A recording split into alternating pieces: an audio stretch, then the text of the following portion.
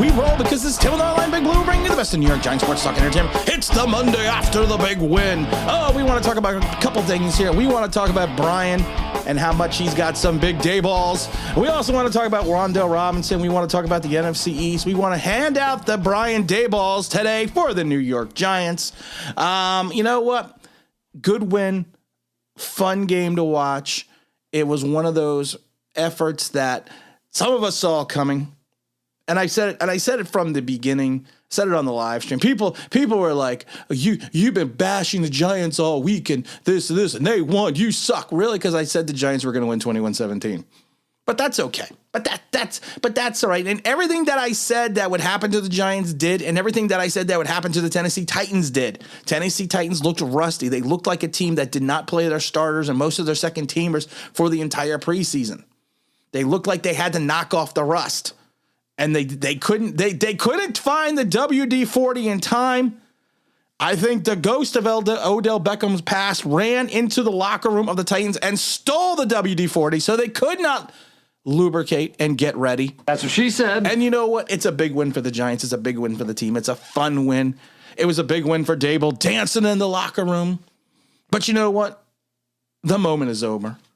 And like I said, I like to talk about the line from Bull Durham when Nuke comes out after striking the side, and he's all excited, and Crash looks at him, and he tells him, your curveball was this, your fastball was this, your placement was this, and the show they would have lit your ass up. And he said, Nuke says, can I just enjoy the moment? And Crash looks at him and says, the moment is over. Because you want to know why? We're moving on to the Carolina Panthers on September 18th at 1 p.m. Eastern Standard Time. You want to talk about Daboll, though. You need to talk about the Daboll for a minute. It's the Ron Rivera effect. Ron Rivera a couple of years ago did the same thing against the Giants, went for 2, didn't get it, and it was second guessed for like 2 years. And now you had Daboll in the same situation who told his coaching staff that if we score, we're going for 2. Are you good with that? And, everyone was like, yeah, let's do it. Let's rock out with our blanks out. Let's just go for it. And they did, and they got the score. And you got Bullock missing the big kick on 47 yards. And like I said, normally we, as Giant fans, we have been on the wrong side of this a lot. We've bet on the 60-plus yard field goal. We've bet on the miracle play at the end. We've bet on that for the last 10 years.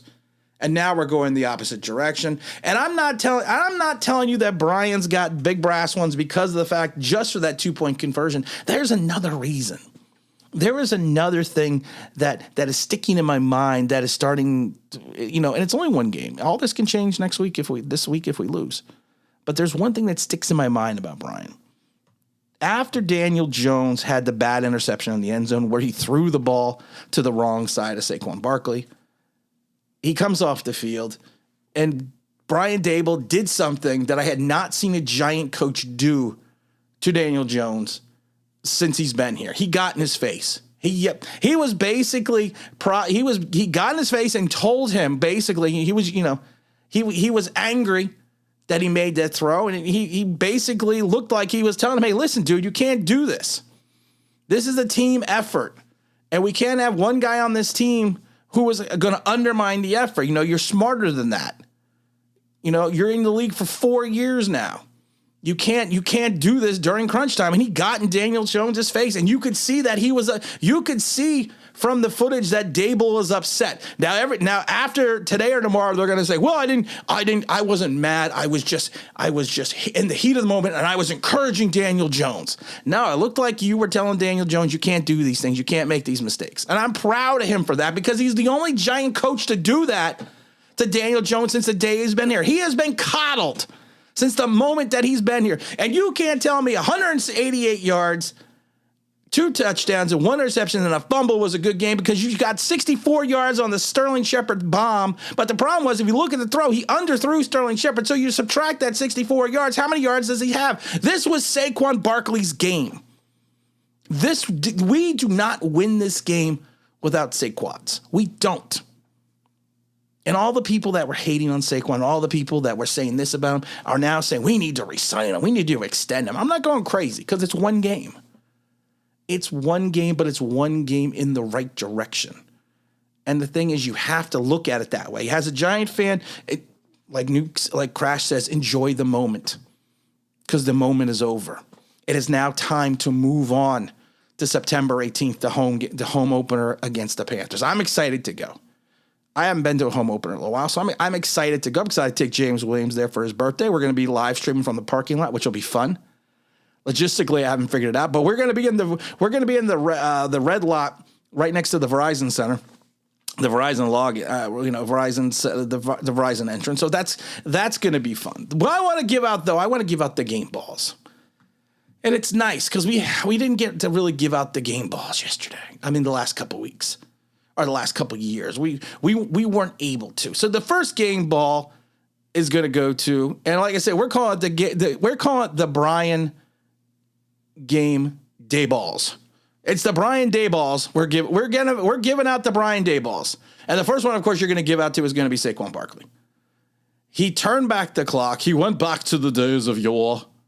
He showed that he had that burst. He showed that he had that he attacked north and south. He did not go east and west. He went up the field like he is supposed to, like he was probably taught to do since Pop Warner. He attacked the field. And he attacked. He truly, if you looked at the way he was running with purpose, 18 carries for 164, 9.1 yards a carry, 1 touchdown, and he had the big 68-yard run. It was funny. Someone reminded me that I said on the stream that Barkley was going to rip off a 50-plus yard run. I didn't remember that, but someone did. And I went back and looked, and I actually did say that because you knew that I knew, like I've been saying this for a year now. I personally have had 2 ACL injuries. I personally tried to come back too early from one and tore it again. But everyone will tell you if with proper rehab and proper work, you can come back. But it's going to take at least 24 months for you to come back. If not a little bit, anywhere between 18 to 24 months for you to come back at full strength for where you were before. We do not have a million Adrian Petersons in this world who are basically like Wolverine, who turn around and just regenerate and reheal. And that's for someone that doesn't even watch doesn't watch Marvel or whatever the hell it is. But he attacked, and he also chipped in 6 catches for 30 yards for 5 yards. He was targeted 7 times, caught 6 of them. So the big game Brian Day balls has to go to, of course, Saquon Barkley. I mean that is just a given. The other big Brian Day balls I have to give out to is going out to Wink Martindale. Wink, you know what? The Wink attack was there. The Wink attack was working. The Wink attack. Warning, it's the Wink attack. Warning, it's the Wink attack. While the Wink attack was not in full effect, the Wink attack was there. We only got 5 pressures and 1 sack, not many quarterback hits. He had a clean pocket, and I'm not talking just about the Wink attack in reference to the pass rush.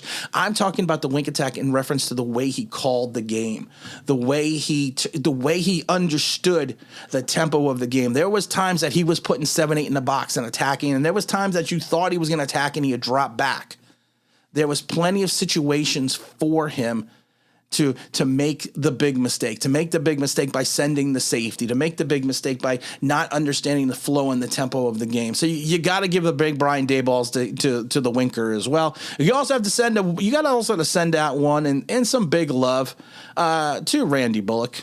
The big miss on the 47-yard field goal, because without Randy, we're not celebrating. We're not having all this fun. But you know what? It's one of those things. He missed it. I was so excited when he missed it. I was so excited when he missed it that it would just, you just can't even talk about the admiration and jubilation that, in reference that a lot of Giants have not had over the last X amount of years. But you know what? Those are, I only give out 3, and those are the big 3 Brian Day balls, that game day balls that we are giving out for today. We got some news that we got to wait on in reference to Wan'Dale Robinson. Wan'Dale Robinson went out after his first catch. I believe that was, what was that Wan'Dale Robinson catch? That was a 5-yard catch. He said he felt something in his knee that just didn't feel right. I love it because they said X-rays after the game show no damage. Well, X-rays don't show damage to the ACL.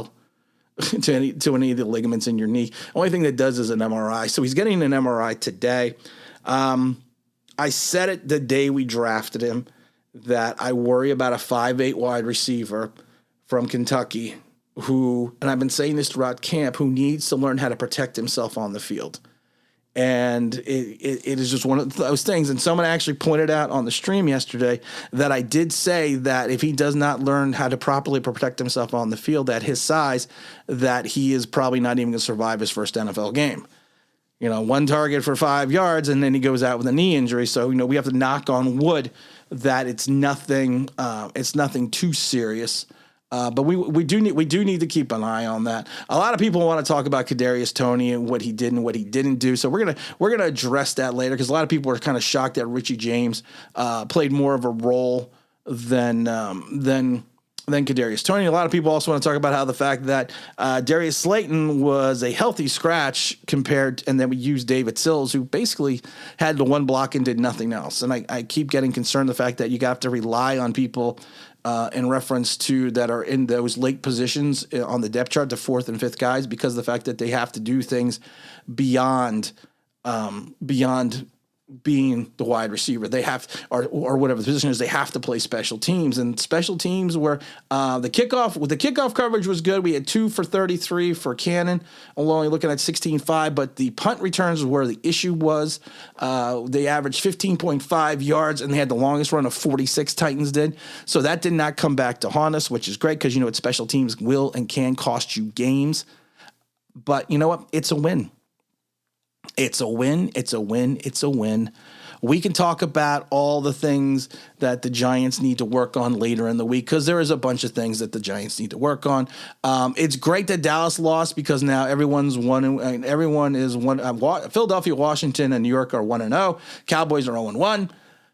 It's, you know, and the Philadelphia had that squeaker in Detroit, man, 38-35. I was a little surprised about that. But it's a win, and we're excited about it. We're pumped about it. We're Giant fans because we don't get this jubilation quite a bit. But like I said, Crash says it best. You know, the moment is over. It's time to get back to work. Let's enjoy this on Monday, and on Tuesday, let's start doing the breakdown of the Carolina game. Let's start doing our prep work on the game. We may do our stream on Tuesday afternoon. Haven't decided yet, but we're going to do some prep work on this game. I'm going to do a deeper dive into Carolina. I'm going to start pouring over my stat sheets and all my other information to see which way I'm going to be going this way. But I'm not going to give my prediction till the Sunday while we're sitting in the parking lot. And I think it's, like I said, let's just be happy about this. Let's be excited about it. It's something that the Giants haven't done in, 5-6 years now, getting that opening win. Oh, yeah, you also got to give a big shout out to the Scottish Hammer. He averaged 51.5 on his kicks, and he had 5 kicks inside. He kicked the ball 6 times, had 5 kicks inside the 20, and still averaged 51.5. His longest was 69 yards. That was referring to playing field position. Stonehouse, the other punter, also had a great day as well. And that was another thing that helped the Giants propel to this win, was also field position and special teams in regards to kicking. Graham Gano, of course, only had 1 kick for that extra point, so you know what? But like I said, the Scottish Hammer came through. And let's be excited. But like I said, let's enjoy today. I hope you enjoy the video today. But we're moving on Tuesday. We're going to start looking at what the Giants need to do to get better. Things that they could work on that probably should have been worked on earlier, but things that they can do better, things that they did great, and hopefully we'll get a better injury report on Kayvon Thibodeau and Azeez Ojulari. But again, this is Tim of the Online Big Blue. We're bringing you the best of New York Giants sports talk and entertainment. And as always, if you could maybe subscribe. If you could ring that bell, you know what it means. That'd be awesome.